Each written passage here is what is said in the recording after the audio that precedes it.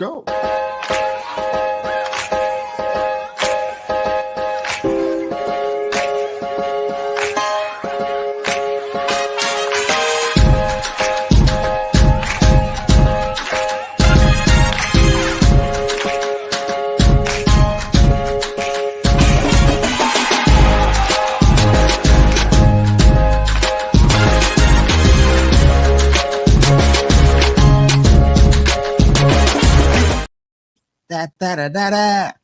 Good morning, y'all. What's up? We are live and in person Monday morning. How you guys doing today? Good. How about you, man? Doing well, man. Wild week, man. I can't describe it any better than that. It's been a wild one, man. How's things going in your neck of the woods, guys? Honestly, over here, just waiting for playoff games. That's what this neck of the woods is. So it's like that's all it is. The longest month of the year. It's good to be on, man. It's gonna be a hot minute before we get there. I thought we had like a shorter window. Today's just the 11th. Yeah, we ain't anywhere near this shit. I thought we were like, okay, next week, right? Yeah, no, we got a while. No, after Christmas for that matter. So yeah. It's so long that if you had injuries, like they all heal up before the game. You could have like a totally different team by the time the game comes around. Yeah, I guess that's kind of good, right? Yeah, it can be. Yeah, a starving football fan don't want to hear that long. No, we just want the game. We just want the games now. Facts. Before we jump into our show, I want to just shout some condolences out to the Wycheck family. I'm not sure where they're located, but former Tennessee Titans tight end Frank Wycheck, who I recall very, very well. He was part of the Music City Miracle in the 1999 playoffs. Threw a lateral, I think, to Kevin Dyson, I think it was. Yep. He became a household name.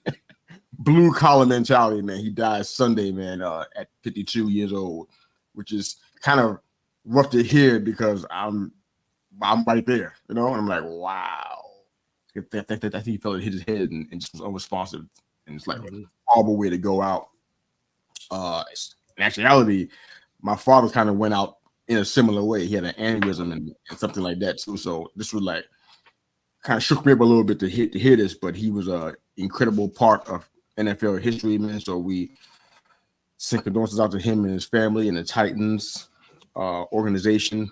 He's I don't know if he's going to get be in the Hall of Fame. I know he was career receptions wise. He ranked right behind Shannon Sharp and Ozzie Newsome and Kellen Winslow. So I don't know if he gets in on that alone or not, but God bless him and his family, man. You guys remember him at all in his playing days? Yep. Okay. Yeah, absolutely. Yep. And of course, the Music City Miracle, because that's one of those you'll never forget sort of games and plays. So, and you follow the Titans too, so you kind of remember all that stuff really good, right, Herb? No, I've not been a Titans fan all my life. I've been a Titans fan since like Derrick Henry was there, and probably next year I might not even notice him anymore when he's gone. So, okay.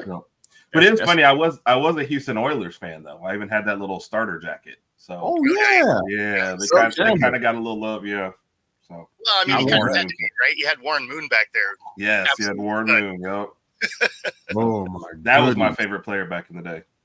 Yeah, I can't blame you for that. That was good stuff back then, man.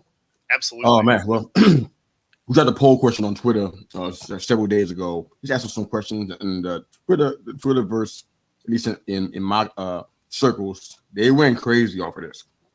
But the question was, do today's athletes care about winning, or do they just care about getting paid? And it just kind of started a snowball of all kind of comments, NIL comments, and it just went nuts. I had they're talking about the NBA, and I'm tempted to ask Raj if he celebrated the championship with LeBron the other night. I asked Raj if he was part of the celebration. My text feed says that he was. So okay. I'm in a text feed with two other Lakers fans, and I can show you the pictures where they've posted up the banner. And I think my response was, "That's great." I heard he won a championship the other night. I think my response was, "That's great," because that's the last championship LeBron will ever win. So nice. I did post something about who's the GOAT based on Steve Kerr's comments. I love how that response went too. That was really good. So yeah. I'm going to be reposting that constantly because it was that good to me. That's our poll question sitting out there right now. But it just means it kind of brings some things to mind because we're in a new world to me of participation trophies now. We got high priced players that don't care about winning. They kind of I forgot the football player who just, I think he was on wasn't the Packers. He was he just stopped playing in the middle of the game. No, you're talking about on Pittsburgh. We talked wide receiver on Pittsburgh. Deontay Johnson. We talked about it, and it was like, wow, that's really funny. It makes me want to where's the Warrior nowadays? That's why when we talk about the NBA, which is something that I can hardly say to do now, you know what I'm saying? But when we do that, I always reference the 90s because that was the era of the Warrior to me. These guys were, I mean, who remembers Vinny Microwave Johnson? Hardly nobody, but that man was a warrior. I love the way he played. You know what I'm saying? You got guys that were on the Sonics and Bo Knows Forward. These guys were warriors, but there was no jumps. These guys didn't do all that flopping. They were out there fighting and hitting each other. Bill Laimbeer was probably one of the dirtiest players in the game, but he was a warrior though. He wasn't a chump though. He wasn't a turkey like the guy from Duke. You know, he was for real. And these guys were warriors. When these guys cared, they had pride and integrity. It's kind of hard to locate that now. People don't value the struggle and value victory nowadays, and they showed up in sports, and it makes us not. We can't be as invested as we would normally be. If these guys had that kind of attitude. I mean, if they don't care, why are we caring? We kind of fit in the bill, you know. We're kind of paying into this this program or this system of them not caring. So I mean, you look at it as at this point, they could just be bouncing through the back of the end zone, quitting on their team. Mm-hmm. The salaries have just gotten too big too fast, and so it used to be where only the top tier players were getting paid, and so you realize, okay, winning equates to making more money. Now it's like, if I'm a mid-tier player, shoot, I can still make what, 20 million, 15 to 20 million in NBA for averaging like a double-double. Which, I mean, if I'm 6'10", you'd think that'd be pretty easy, right? To have a couple, rebounds drop in your lap or whatever. So the mid-tier players are getting paid. They're willing to bounce around to do whoever to pay them. And then it'd be nice if they win, but a lot of them don't care. And I know NIL is supposed to be good, but now you're getting paid for doing nothing right off the jump, So, and that's some of the problem with the NBA contracts is they're getting paid before they step on the court, right? Some of those first contracts are big, like they're getting top money for never playing in the NBA yet, that's very weird to me. Like I want to see you take some snaps to make sure that you can play at that level. Yeah, that would be a nice idea. Test drive the car before you buy it. That's not hard to understand, but unfortunately we're in a place where it seems like that's people getting paid for what they haven't done yet. Yeah. As opposed to getting paid for what they have done. It's not just in sports either. I mean, to be honest with you, I think that people can agree. We even see this kind of mentality in the podcasting world too. Sure. Yeah. Kind of just doing their own thing. They kind of free balling, if you will. My wife hates me. Well, if I say that term, she hates it so much, but I don't know a better way to describe it. Out here just free balling, kind of just doing whatever. And they don't care about the integrity of what we're trying to do. I mean, Bo has an incredible story he shared on his show many times of what he's trying to accomplish by doing this. It's not some fly-by-night thing for him. He has to get this done. He has to turn this into a vehicle that provides, And I think Herman Rogers feels the same way. I know I've mentioned it once or twice, not much. I've mentioned it on other on the podcast, just not on this one, just on during the week. But I mean, it's a real thing for some of us. Some of these guys out here, they just doing whatever, and it feels kind of icky to see that. And I guess you can see it in relationships as well. I mean, I was doing some stuff for our ministry, and and sometimes you see stuff that you don't exactly understand. Like, why we're here, right? We're trying to accomplish it. I'm taking time for my family to help do this. Do you understand why we're here? It's like everybody kind of just like casual about it. They don't really care about the big picture of why we're doing what we're doing. And you probably can see it in your family too. I mean, family, that's probably one of the hardest parts, family and in the parenting realm. It's not a joke. It's like people who have a lack of integrity and pride about what they do. It comes through. It's becoming the norm now. I think Herb kind of alluded to that, man. So it's kind of weird to see that. So I wouldn't necessarily say it's a lack of integrity, especially when it comes to the podcasting end, because some of the people that are in this are literally just doing it as a hobby. So they're not going to take it that serious anyway. So it's not really a lack of integrity in that way. It's a general statement. Other facets of your life, absolutely. But in this one, general. like there's definitely levels of where people are trying to go. Yeah. I think with the podcasting part, and this is what I've seen, you probably have seen different on your end, more of the, I feel like I should have what they have, even though I don't do what they do. Sure. You know? That's where I'm going from the podcasting example of it, because that's what I see. You guys might see something different there, but people want to have, whatever you think success is, but all you do is get on with your pajamas and brush your teeth. You get in front of a mic and do what you do, and you don't care about your appearance. You don't care if it's professional, if the sound quality is good. You just do whatever you want to do. I think there is definitely a entitlement issue, just in life in general at this point. Yeah. For me, when I would be hiring people for my business, people would come in and be like, "Oh yeah, I want top dollar," and I'm like, "Okay, cool. Like, what's your experience? Like, what are we doing?" They're like, "Oh yeah, I've never done this." I'm like, "What are you smoking? Like, that's not how life works at all." Yeah. I'm riding around with a kid who just started working with us. He's been there 2 months. He knows nothing about our business, even after 2 months. And he looks over at me and goes, "Yeah, I'm wondering when the boss is, when do we get a raise?" And I'm thinking, you're bringing zero value right now. Like, zero. Like, I don't mean to be rude, but this job that we're going to, I could do better by myself than with you. So like, there is no 100%. Yes, and these are honest conversations. He's in there asking me like, I don't understand. Yeah, I don't. But it's to Bo's point. It's they do feel like there's a certain measure of what you should be getting before you ever do anything, and somehow it's come along to where this generation, like our generation, I feel like we didn't get nothing except better get out the house and don't come back until it's dark. And now it's like that street light come on. So that right there was the dumbest. That was the dumbest rule ever when you think about it, because one, it changed all throughout the year. Yeah. Right? So it's not like you had a set time to be home. And then they had this weird double standard, like do not come back until that comes on. But if it's on, you're in trouble. You're like, wait a minute. Like, it changes. It's hard to get back home before it comes on. So it's like, it's going to be on. That's how we know it's on. Yeah. We can go home, right? So if it's on. My question though, Bo, did you ever present this argument to your parents though? And how did that go? That I don't remember. I'm sure if I did, it didn't go well. That's why. Very well. I mean, it was legitimately a moving target, though. You're just like, this is dumb, right? Plus, when you were out with your friends, you were always gauging, like, all right, how fast can I ride my bike? Can I get there? Am I far away? Like, you were doing math problems you didn't even know. Yes, you did. Distance to my house is this, and I walked today. So everything I did, all my events that I planned out had to be in view of that street light. Yeah, that's how I knew it. Or you did it in a loop, right? Like you kind of worked your way back home, so you were kind of closer towards the end. Oh, absolutely. That's just smarts, man. Tell you what, though, this is an unfortunate segue, but I want to go into the Marvin Harrison story. I don't mean that he's entitled.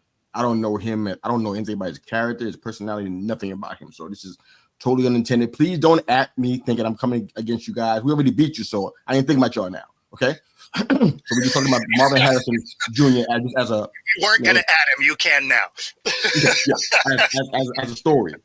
The story was that he was offered or has $20 to $25 million of NIL money on the table right now if he stays at Ohio State and not enter to the draft as potentially a top 3 pick, I would say. Right. What are you guys thinking about that? I mean, I know that there's some arguments that have been made, at least on my Twitter page. You can go back and you can see it yourself, where people are saying, this is football, no guarantees, blah, blah, blah. Get your money while you can.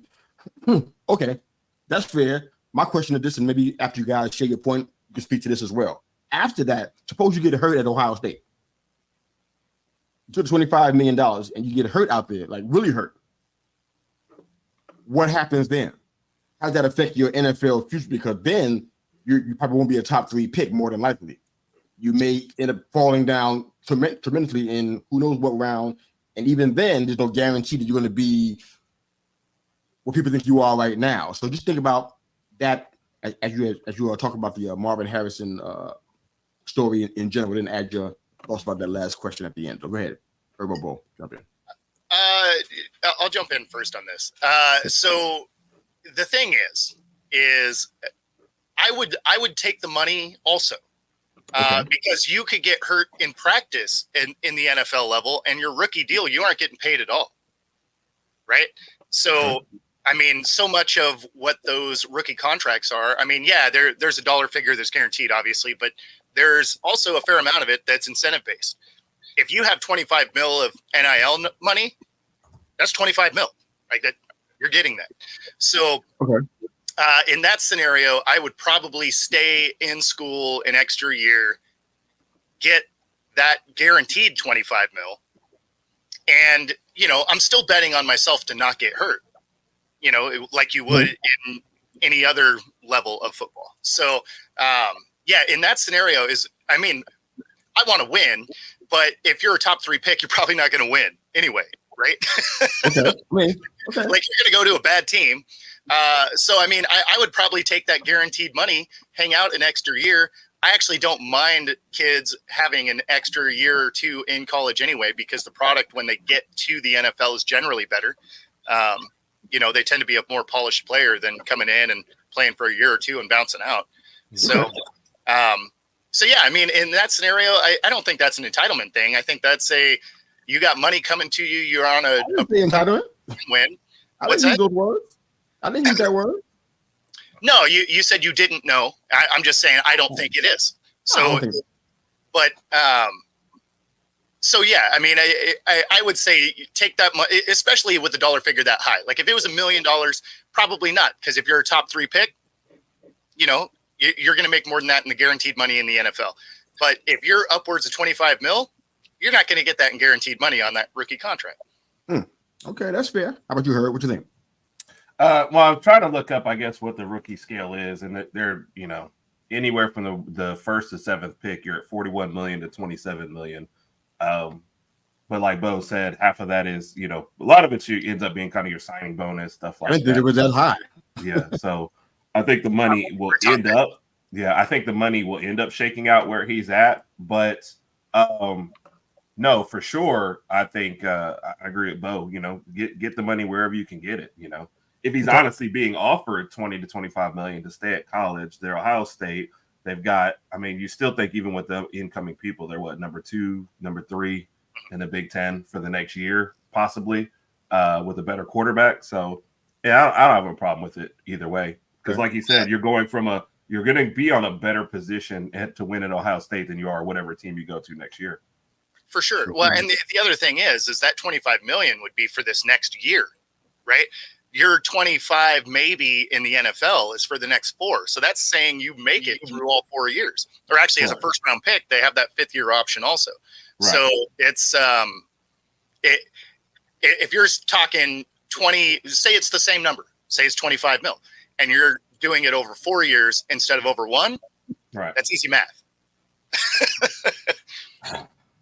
Okay. I don't like you said, he's got just as much chance of getting hurt, I guess, the last year at Ohio State is the first year in the NFL. So sure. I'm not really harping on that part of it. I just, I'm just throwing out scenarios. I know what happens when you get on the NFL football field and something happens. You will make sure your family's taken care of, because a lot of times the org doesn't do as much for you as you may assume they will because they have so much money.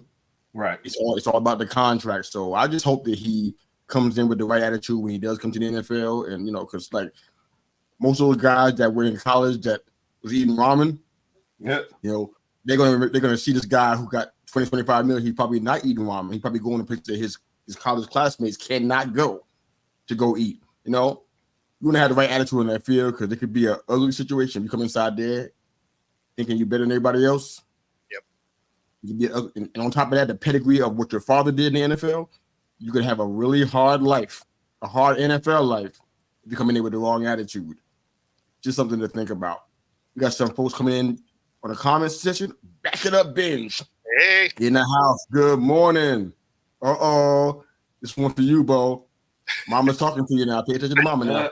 I did make it home. Mama said you always made it home on time. Yep. Oh boy, you a good boy, bro. Raj, one half of the Herb and Raj podcast, shown every Tuesday evening, 9 p.m. EST, 8 p.m. CST. Good morning, my guy. How you doing out there? Hope you're doing well. Friend of mine from the Twitterverse, KO News. You do sports and wrestling. First time listening to KO is in the house. Good morning, KO. Thanks for stopping in. Yes, sir. It's our guy. The Air Raid Attack Podcast.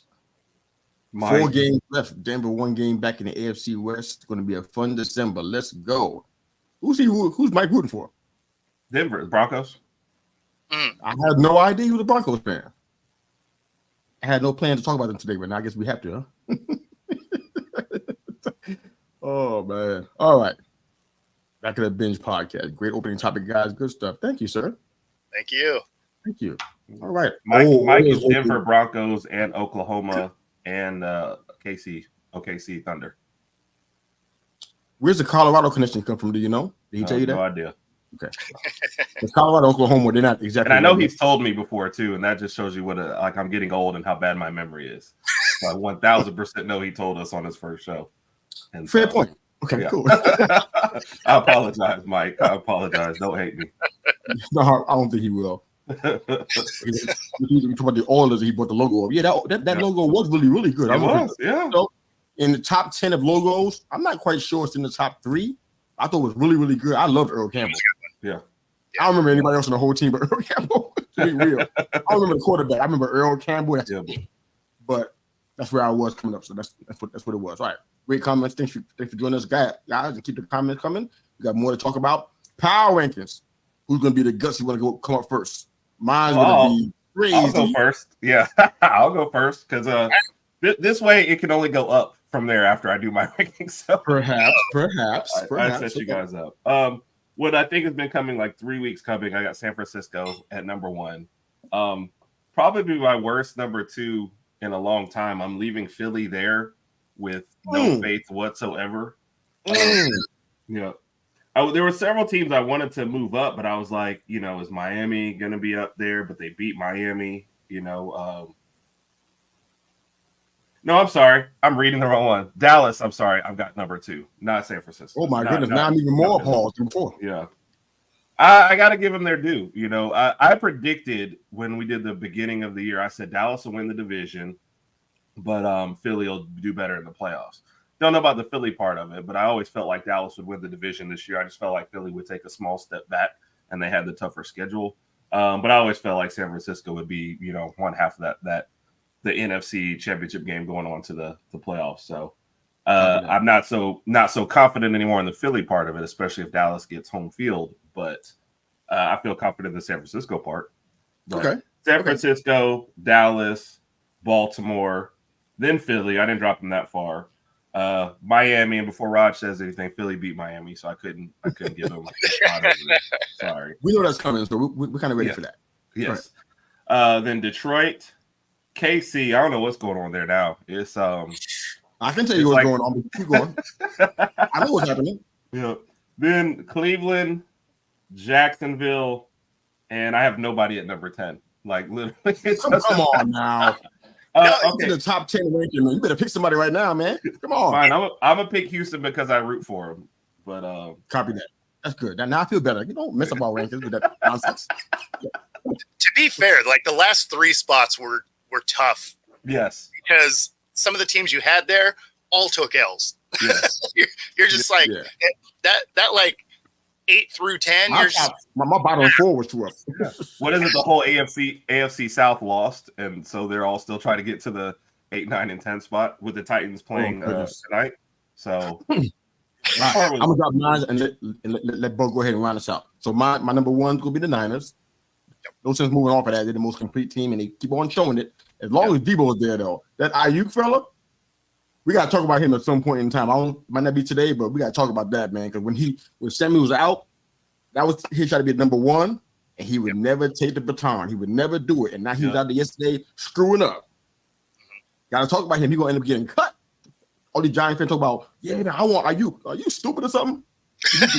Are you watching what he's doing? I don't want him on our team. Anyway, number 2, I got the Ravens there. They've consistently done it against teams that were, I guess, from a quality standpoint versus who the Cowboys have played. They've done it more consistently with more better matchups, I guess you could say. So I got them at 2. I got the Cowboys at 3. Oh, it pains me to do that. Yeah. I got them at 3 because they've earned it. They played 2 teams, winning record. Hooray! So I got them at 3. 4, I got the Eagles. I couldn't drop them, but so far because they got to maybe take another L, another 2 before I drop them down too far. Dolphins at 5. They've been at 5 for like I don't know how many weeks. Come on, Miami, do something. Surprise me. Entertain me. They sit at 5 for a while. I got the Browns at 6. My biggest jump. Out of necessity, I had to, man. I mean, because they're doing it with Joe Flacco. And it's like they do it. Now their offense is looking better. We talking about defense for how many weeks now? 4 or 5 weeks? Their offense still looks good now. Deshaun. They got playoff Joe Flacco for a game at least. So. Deshaun, what you gonna do, bro? Deshaun, what you gonna do, bro? I got the Chiefs at 7. I know we ain't got time to talk about that because like I've been talking about this since like what when we just both like week 2, week 3. I said, watch what happened. They rely on Mahomes, do all that them cool magic tricks. Yep. That ain't gonna get the job done. That's not gonna do it. And Kelsey can't catch every single pass you throw. Kelsey can't catch every pass you throw. Yep. All the wide receivers that they let go or whatever happened, it's gonna come back to bite them. And now the running game was starting to suffer. We know if Clyde Edwards-Helaire will even have a job at the start of the season. We know what will be his situation. Everything was riding on Pacheco, and now Pacheco's out. I'm like, what you gonna do now? They're missing a lot of offensive pieces. That's what's going on with them. It's a lot of pieces missing, and Mahomes trying to do it by himself. Now he out there throwing helmets and crying and whatnot. I've never seen that one before. This is a whole new meltdown for your Super Bowl champions. I got the Lions at 8. I don't know what to say about. I don't know how to make it sound good. They look like trash. Yeah. I'm telling you, they look like they knew they won the division and they're making the playoffs and they're willing to just coast to that spot. And that's really what they look like. I don't understand. You got a chance here to change the course of history. Like literally, because your history blows. You are a dumpster fire historically. And you got a chance to change that. And here's what you're doing. Losing to these underrated subpar teams. Really? Yeah. And can't talk about I'm gonna have to just be more mean and more intense. That's your plan?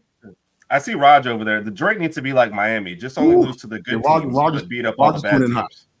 Roger's coming in hot. Roger's coming in hot over here. Okay. Hurry up. Okay, hold on. Okay. Yes. Stay focused. All right, so I got the Jags at 9. They're on the way out. I got the Texans at 10. I didn't know who else to put there. See? I feel like after the loss, they still looked good enough overall because when Stroud went out, I don't know what's going to happen if he's out for a long period of time. This could be pretty bad, but if not, I think they still are a top 10 team. Go ahead, Bo. Jump in yours real quick, faster than we did, man. Please. All right, so I got the Niners at 1. I have the Ravens still at 2. I have the Cowboys jumping to 3, which is so weird. I have the Dolphins at 4. Eagles drop to 5. Lions at 6. KC still at 7. There you go. KC still at 7. Jags still at 8. The Bills jumping in like Kool-Aid Man. They bust in again. They're there at 9, and then I have the Browns at 10. So a lot of shuffling at the bottom of the list there. And the Bills over the Browns. I feel like all of those will change again next week because all of these teams are just super inconsistent. Yes, I'm not putting the Bills over the Browns. I don't care. I don't see that. I am because Flacco. Yes. Even the game that they won the other night, it was like, it's like watching Flacco play quarterback. I'm not doing that. I'm not gonna do that. I can't put it in the top 10. They ain't ready for that part yet. I mean, there was a time where you'd watch him, you'd be like, okay, but now you're just like, all right, wow. Yep. No, I can't do it. But we got we're gonna go through some NFL breakdowns and then our comments that we got a few comments coming in that we'll talk about at the end of the show, like we always do. All you guys that are new to the show, we kind of break down the comments at the end of the show. Oh, I did actually want to hit your Ayuk statement about him being a number 1. Go ahead. So Ayuk is he's obviously not a number one. You know who he is? Mhm. He's Juju. That's what he is. Like if he has a number one on the opposite side, he's Smith-Schuster for sure because he can run the route tree, he can make passes, but he can't be the number one. If he has a number one, he can ball out. As soon as he's asked to be the number one, he comes up short. Ayuk is that guy. I think Ayuk's a little bit better than Juju, but he's that kind of guy. Yep. I think he's been a good number two for them. I'm not a huge Juju fan though. I don't recall Juju dropping passes all the time. Do you? I don't remember that about him. When he had to be the number one, he dropped a few. Yeah. When he had to be the number one, I would call him being that guy in Pittsburgh that he dropped so many passes. Like this is odd. Well, no, it wasn't until he left because he wasn't the number one most of the time for the Steelers. He had Antonio Brown. Yeah, I remember that. Yeah, so he didn't have to drop a lot. He didn't have the best coverage on him. Antonio Brown got the best coverage. Soon as he became the number one, he did start having drop passes. And I mean, he just didn't evolve into that number one target. And Ayuk makes me think of that. I'm not saying he's a bad player or he's trash or a scrub. No. Like he's an elite player. He's just not that number one guy. Right. I hesitate to call anybody trash. I said the Bills played like trash last night. I don't think they actually are trash, but that's all. But for the Ayuk comparison, I can't. Okay, I can accept that. I think it's not a bad thing. Like sometimes you have to know if you're Jordan or if you're Pippen, and if you're always a Pippen, that's not a bad thing. Just you got to realize you don't ever want to be the guy. Yeah. Yep. I feel like this is not the same thing as Pippen. I think there's been time where Pippen has. I've seen him take over games when Jordan was deferring or whatever, which is kind of rare. But right, and every number two has their moment. I don't think Ayuk is exactly. It feels different to me. Maybe it's just me. Help me out, man. I don't think Ayuk is that. We tried. I think he's a really good number two on a really good team with a lot of weapons. And when you don't focus on him, he shows up big. He and Purdy seem to have some kind of little connection. But the games when Debo was out, they weren't really that great, and their numbers suffered across the board. So I think you get Debo out there. Oh, never mind. Then okay. Yeah, you're making that you make. Yeah, he's a solid number two. Like he's absolutely going to produce as long as he's not asked to carry the load. Yep. I need some numbers to back that up. That whole solid number two thing. I need some numbers to. If you can find those, help me out because I'm kind of not convinced right now of that part. Okay. But all right, as far as the NFL breakdown, let's do it kind of different this time because I want to kind of roll through them so we can have time for our comments, which are got a few here. I'm trying to figure out what's going on. Some love for you guys and something I'm like, oh, okay. Some attacks and things of that nature. So all right. So did you guys? Were you surprised by the Pats and the Steelers game? I'm pretty sure I picked the Steelers to win that game. Definitely. So I did. And I wanted to change it in our pool, but I said I don't think you can change it after you set them. Yeah, once kickoff of Thursday night locks, it locks the list. That's what I thought. When everybody on TNF picked the Steelers, I said, Immediately I grabbed my phone like I'm gonna text the guys right now. I gotta change this pick. I know I couldn't change it though. I said, I can't, it's too late. I want to change it right. That's it. There's no way. Everybody picking the Steelers, they ain't gonna win this game. Watch. Yep. That's exactly what happened. Bailey Zappi threw 3 first half touchdown passes, snapped a 5-game skid. I think they're the second 2-win team to hand the Steelers a loss at home, potentially hurting their playoff chances. Mm-hmm. These boys come out and played. This is what brings my next question. Are they really tanking? It doesn't feel like that anymore to me because when I looked at how they look on paper, I mean, they had Hunter Henry, who I always thought highly of with the Chargers. Just had a lot of injuries all the time. He was a really good tight end, very good tight end in my opinion. Then they got Gesicki, which was like stock in the tight end room for real. And then they had guys they brought in like a Juju. I'm blanking out on the other wide receiver they brought in. Shorter wide receiver that's pretty fast. I'm blanking on him right now. I'm not even sure he's even playing right now. But they had a lot of guys on paper. Right. You know what? These guys, and I think we even talked about it in our preseason show. Said somebody, I think y'all laughed at me about whether they can contend in the East. I'm like, I ain't saying they're going to win. I'm saying they can contend, at least be third. I thought they would do better than just. Honestly, I really did think that. But and then they got Zeke now. These guys came out there and played like they were trying to play for something. This is not a tanking kind of mentality. That's all. They were playing. I mean, Henry had 2 touchdown catches, which is like, okay. Zeke ran for 140 yards from the scrimmage.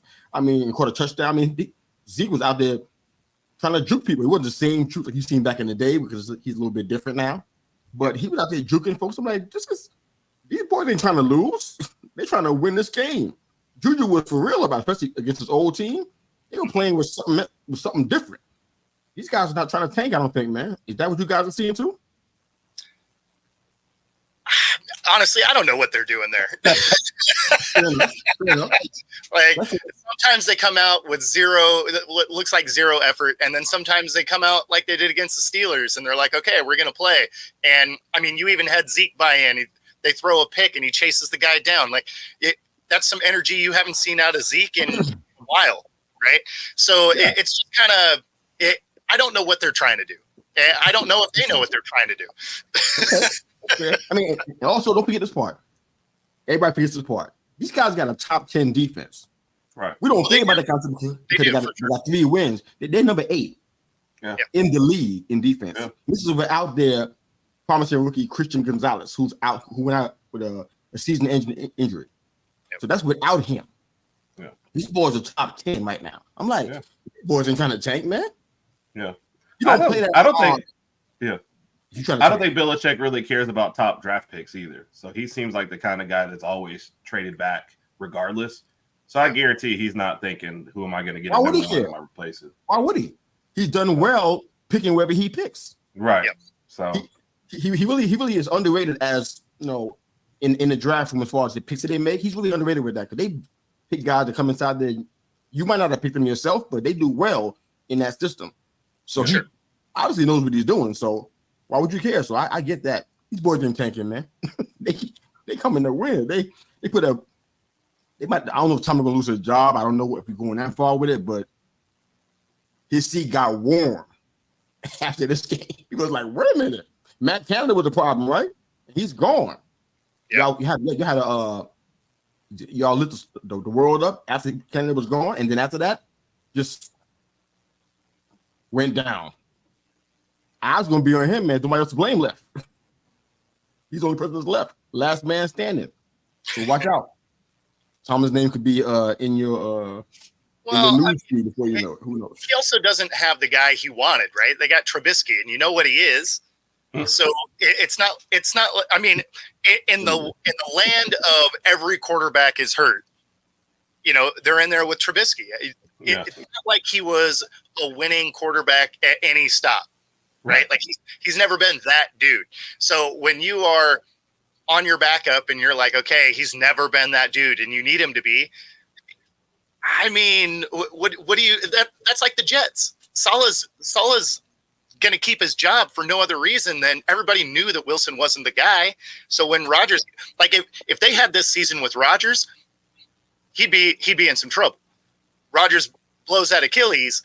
He's back to Wilson. He gets a pass for this season because they're like, oh yeah, no, I mean, man. The only challenge with that statement is that I have is that it feels like it's not exactly the same because when Pickett is in, we still see bad stuff happening, even when he's in. Oh, I don't think Pickett's the guy. I'm just saying. No. Oh, okay. I'm just saying that Trubisky's not. Right. Yeah. So it takes some of the pressure off of the seat when you're like, well, yeah, this is like it'd be like jumping in a car race and they're like, cool, you got this Pinto wagon and you're going to go up against some Ferraris. Pull it off. You still have those around? Pinto wagon. There's probably a couple of them that haven't lit on fire yet. I'm so old. Oh my god, a Pinto wagon. I feel like I'm really old right now. Well, there's a lot of games we can talk about. We could jump into. We got the Rams and the Ravens, the Lions and the Bears. That I hope we had time to touch that one. That's funny. That's everything that happened in that game this morning. But that's just a whole other story. We got the Texans and the Jets. I mean, nope, none of us, all of us got our picks wrong. I went back to go look to make sure we all were kept honest. All of us got the pick wrong. Yeah, Texans and the Jets, all three of us got that wrong.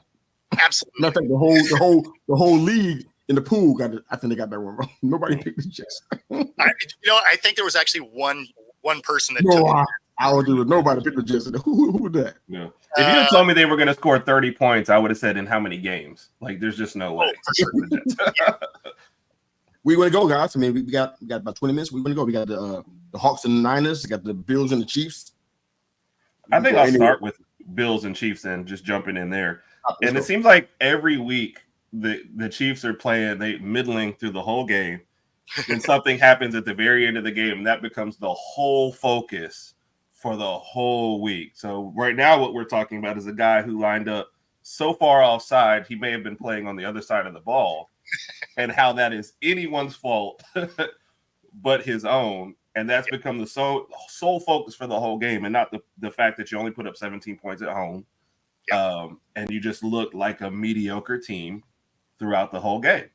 And so Tony, I'm surprised Tony just hasn't been cut at this point, because what's your best memory about Tony and what's your worst memory? And the worst memories just keep piling up, game after game. So the only thing I can really say about this game is it did that offsides took away maybe one of the best touchdowns you're going to see this year. That was a cool play. Best improv plays. And then you go back and look at the replay, and I'm thinking, he didn't know he was offside. I mean, and the ref even had a little smart aleck. I don't know if you read this, but he said, what we're here talking about is a guy who was so far offsides that I couldn't even see the ball. So, oh man.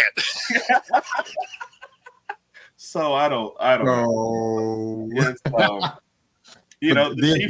this Bulls win again. Yeah, the Chiefs just look like a mediocre team. Defense is playing well, but you know how it is if your offense keeps putting you back out on the field. They're not sustaining drives. They have no great wide receiver play. And like you guys said, I think a couple weeks ago, Kelsey just looks a step slow. And when he's not, Kelsey, they just don't have anything else to go through. So blame that on Tay-Tay. Yeah. So blame it on Tay-Tay. That's Tay-Tay's fault. He usually plays better when she's there, though. Yeah.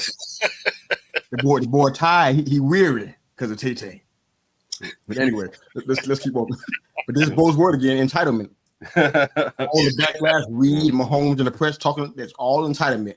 We deserve to have this. Is your entitlement? Oh, game. And to Mr. Yu's point earlier, also 39 yards rushing from your leading rusher, 19 from the next guy up. Like passing game isn't working, running game is nothing. I mean, I like McKinnon a lot, man. I always have, but he's not your number one running back. It's just facts. And to his defense, he only had 4 touches, so he averaged 4.8 a rush, but it wasn't, it wasn't there much after that. So it's like they kind of gave up on the running game because they knew it wasn't working. I don't know. It's just a lot going on in KC that's not right, except for the defense. So. Yes, sir. I did call her Tay-Tay. Raj on the ball. That's what Dwayne and Rod Johnson called Tay-Tay. So that's what I call her. Tay-Tay. Yeah. Man. All right. So how about the Bears and Lions? Real quick, I'm gonna ask you a question about some of this game, so that way we can have time to kind of get into a little bit. Did Justin Fields cement his position with the team by what happened yesterday? I mean, who knows? Who knows what that front office is doing, or whether or not that whether or not the front office is even going to be there next year. Yeah. So, I mean, your guess is as good as mine, man. That's just blindfolded throwing a dart at the wall and hoping you hit something to figure out what that front office is doing. They scored 15 points in 7 minutes. That's like against a team whose defense is supposed to be the juggernaut. So their defense has not played well over the last 4 weeks, though. Like their offense has picked them up, but after the bye week, something's wrong with that defense because it has not been the same. Yep. I know there have been some injuries, but still, I mean, it has not been the same defense. And on top of that, I think Fields broke a Bears rushing record for quarterbacks as well. Mm-hmm. So I don't know whether that gives him any kind of leeway. That makes sense. I mean, well, when you think back to their quarterbacks, they didn't exactly have a list of super mobile quarterbacks. I mean, the Bears had a history of really good running backs, so I don't know. Yeah, I don't want to blast them like without doing my research first. Yeah, just a thought. All right, so what else? Rams, Ravens. Yeah, I mean that was a fun game to watch. It was. That was such a better game than I thought it was going to be. Yeah. So that well, because the Rams defense is good, and I mean the Ravens defense is a solid defense, and so I wasn't really sure that the Rams were going to be able to produce against it. Mm-hmm. So it was, again, it was fun, right? It goes to overtime. Like that was a great game to watch. If you're a Ravens fan, you got to be a little bit worried, but the Rams have been punching above their weight all year. So, you can't be mad at it. I feel like they've really outperformed where I thought they would be. I thought they would end up being a 7 or 8 win team. Right. Yeah. Okay. We lost it. Do you feel like though, if you watch that whole game, because I mentioned Ravens last week playing with their food. So do you think this is the Ravens playing down more or the Rams playing up, or is it kind of somewhere in the middle? So this is where I think the Rams were playing up, because when you look at, let me get back over to it, because I think so too, man. Look at the weather conditions and look how Stafford was throwing out there. I mean, that's the thing, right? He goes 23 for 41, 294, and 3 tugs. And it's not like Lamar had a bad day. He goes 24 or 43, 316, and 3 tugs. So, I mean, it's not like they were not having a good game. I mean, Lamar came out and was balling. But if you look at the stat sheet just across the board, they're almost identical. Right. I mean, it was an impressive game. It just I would give the credit more to the Rams here than the Ravens, playing down or barely getting out of there with a win. I give the Rams a ton of credit. They've played up to the competition they've faced. Sounds good. Yep, I agree. All right, so we got a little bit of time left before our comments. I don't know what games you want to touch that's left. I know the Texans and the Jets. I don't know what to say there, except considering about Stroud. That was ugly. Stroud going down. Hopefully Stroud coming back in, because they had one of the most futile games in history. And then the Vikings and the Raiders, hold my beer. Yeah. And the Vikings and the Raiders, oh my God. If that was in your market or you're a fan of either team, I just feel bad for you. My condolences this morning. Horrendous. That was so bad. I'm going to go almost 4 quarters with nothing. That's incredible. In the modern NFL, too, with all the rules favoring you. Yes. That's incredible. The Texans lost 3 of their top guys. I'm talking about like their top edge rusher, their top wide receiver, I guess. And, well, he's a wide receiver, right? He played like a running back. I'm not sure which one, Tank Dell. But and my guy Nico from University of Michigan. Yeah. All 3 of these guys are out, so I expected them to have a fallback because of that. But the Vikings and the Ravens, I don't know. I mean, Jefferson did come in and go back out, but Dobbs looked like he was. He didn't even finish the game. Severely struck. They brought in Nick Mullins, which I'm sure they didn't want to do that, but they said, we need a spark somewhere. So it happened. He got him inside the 40. They were finally able to kick a field goal. I mean, yeah, there was a bit of a spark, but I don't know if it was what they were looking for. But no, yeah, man, that was some bad football. Yeah. Oh yeah. I'm glad we found 3 games that we could talk about today. I mean, there were some good games. There were some good games though, because even the Bucks Falcons, even though it was ugly gameplay, it ended up being a good game. Right. Like it was competitive the whole way. It's one of the good things when 2 bad teams get together, it can still be a good game, unless it happens to be the Vikings and the Raiders. But like that was terrible. On a side note, on a scheduling thing, if anybody from the NFL is watching this, please stop having 2 Monday night games at the same time. If we're going to do this, like have them back to back. Don't split the markets. Like we want to watch Monday Night Football. Yeah. And you have our undivided attention. So They normally have it back to back. I don't know why this was different. I mean, I know who's playing tonight. I don't know why they would do that. They don't. Well, they have and it even side by side. before, early in the season, it still wasn't back to back. It was an hour different start time. So you'd start one, and then it'd switch over for the last hour of the last game. So, I mean, if you're going to do it, just start one early, play them back to back, so that we can watch these games. Because otherwise, I mean, you, like Herb said, you have our undivided attention. Why are you dividing it?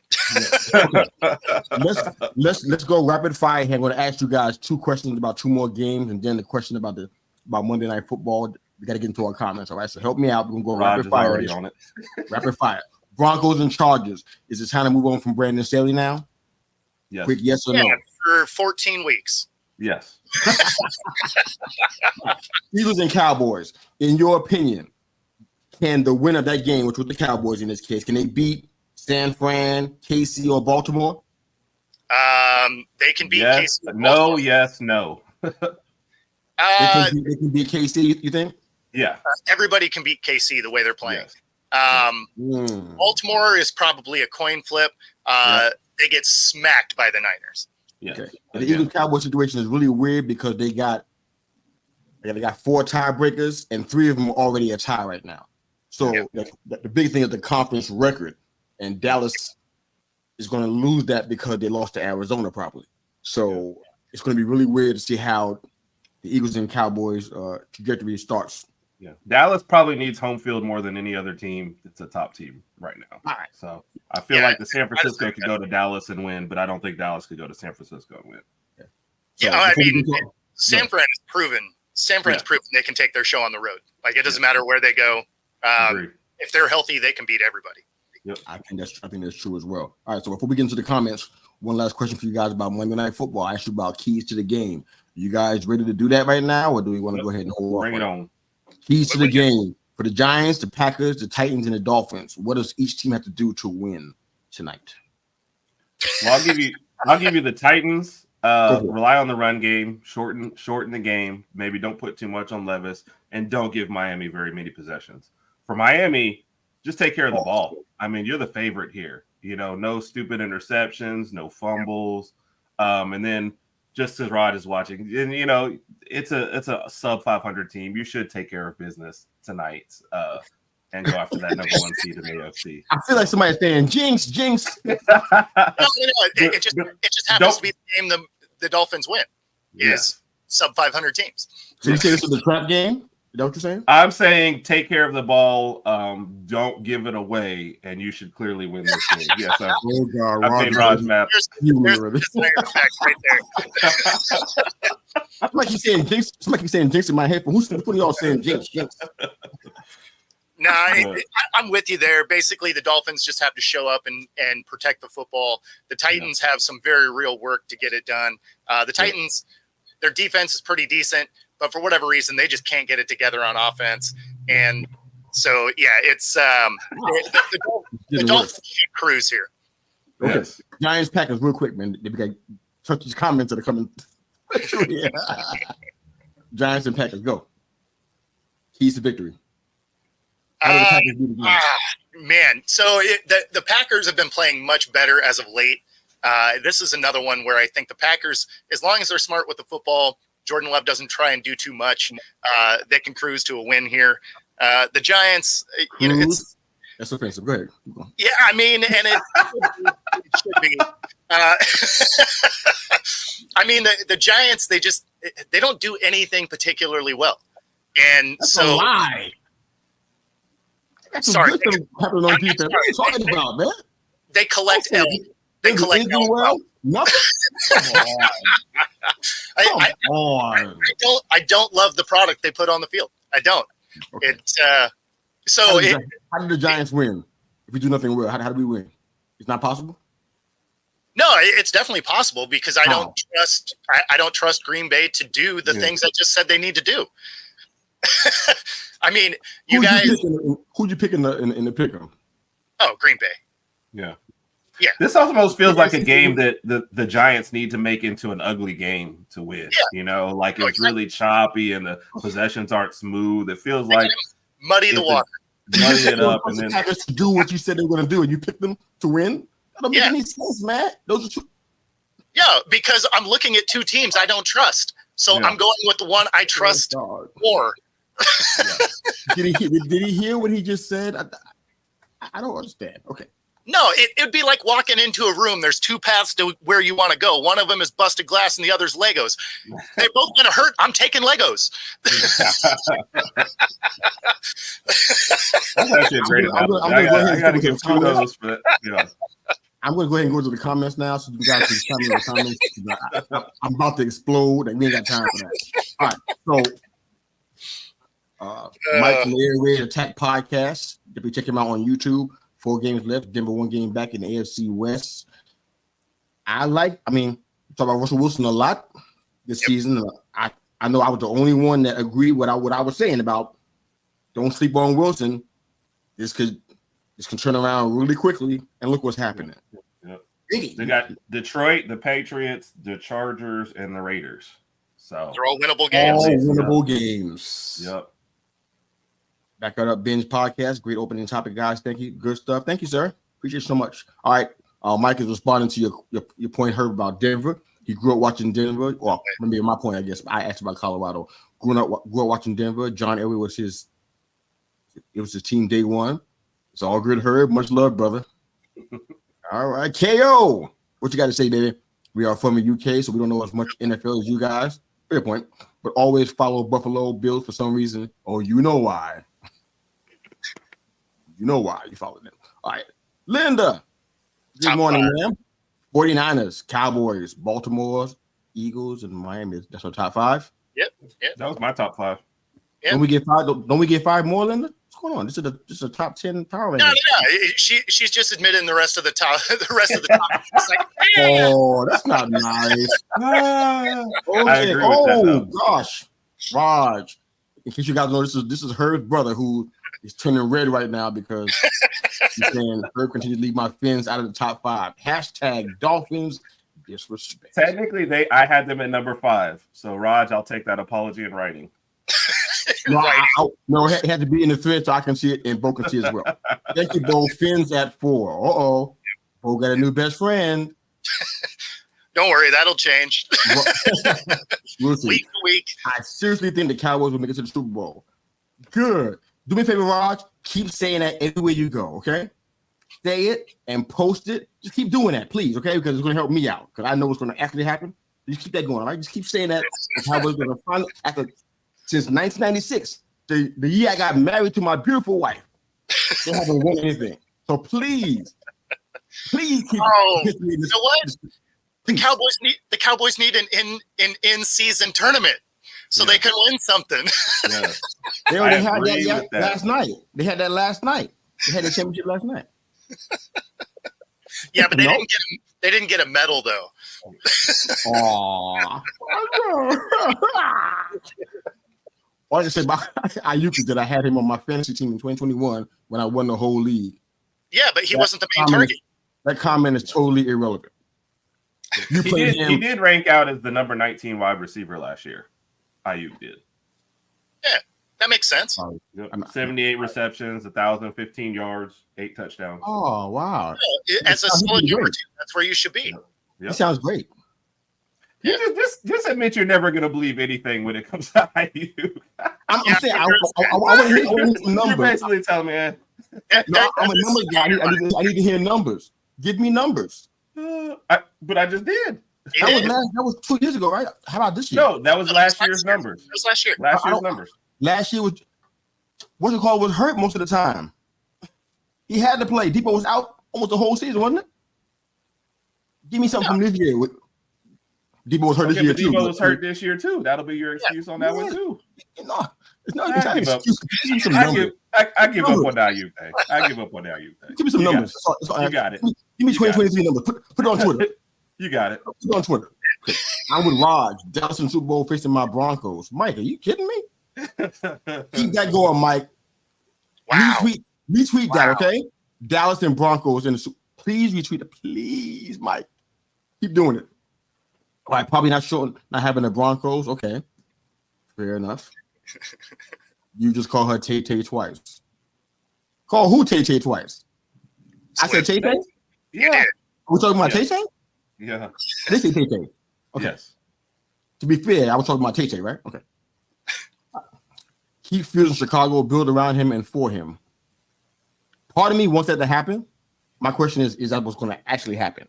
The Bears have been kind of their management hasn't been great. I don't know how else to say that. So they may go into the draft, try to get somebody else, and they end up having just going to quarterback on their team, or have to try to get a trade for him, and probably won't get what he's actually worth. This could be a nightmare if it's not played correctly. And I don't know anybody who actually wants him that I know about. So I don't know. This could be pretty bad. So what do you guys think real quick? Should they keep him or let him go? It depends on what it is they're trying to do up front. So, I mean, personally, I haven't seen what they brought him in for, what they wanted to see out of him. And I think a lot of it could be coaching, but at this point, he's going to be expensive and you still don't know if he's the guy. Yeah. Copy that. All right. Up against it now. All right. Rodgers is laying it in. I agree with all I'm best friends. Hashtag best friends forever. Only Miami should be playing tonight. We don't need that other team, the other game. I didn't say nothing against you or the Dolphins, Rod. Is that what we're doing? Oh, it has nothing to do with the Giants. It has everything to do with anybody else could be playing. It could be Philadelphia and San Francisco. Oh, I thought we were like fat. You're taking it personal, but it's not personal. We're gonna go ahead and leave that one hanging because we ain't got time. I don't have time to go there. We gotta go ahead and end this show. Herb is permanently tired. Don't listen to him. I don't even know what that I don't know what that means. But thank you guys again for joining us. Any parting thoughts before we break out? No, just another great Monday, man. Yeah, so great way to start off my day. Appreciate y'all. Absolutely. Wherever you are and however you're here, and they call me Mr. U, the podcast. Thank you again for joining us and supporting our show. Don't forget Football Talk with Bo everywhere on YouTube. He's all over the place. The Herb and Raj podcast again, maybe Tuesday evening at 9 p.m. EST, 8 p.m. CST. Thanks for joining us. Deuces.